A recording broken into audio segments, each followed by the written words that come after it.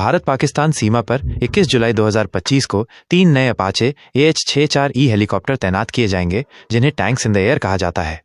ये helicopter America से भारत को मिलने वाली खेप का हिस्सा हैं और इन्हें सीधे पाकिस्तान सीमा की निगरानी के लिए भेजा जाएगा। अपाचे की खूबियां और क्यों पाकिस्तान को सताएगा इसका डर। अपाचे AH-64E को दुनिया के सबसे खतरनाक अटैक हेलीकॉप्टरों में गिना जाता है। इसकी मुख्य खूबियां जो इसे गेम चेंजर बनाती हैं वे इस प्रकार हैं। हर मौसम में संचालन, ये दिन रात और हर मौसम में चाहे धुंध हो, बारिश हो या अंधेरा, काम करने में पूरी तरह सक्षम है।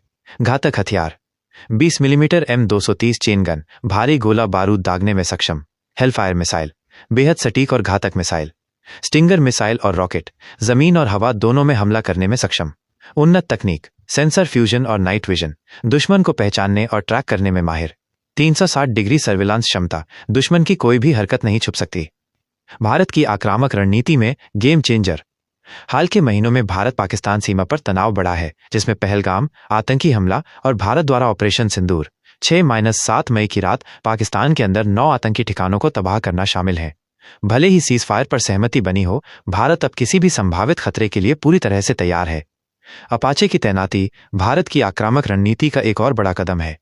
ये सिर्फ एक हेलीकॉप्टर नहीं, बल्कि एक फोर्स मल्टीप्लायर है जो सेना की क्षमताओं को कई गुना बढ़ा देता है।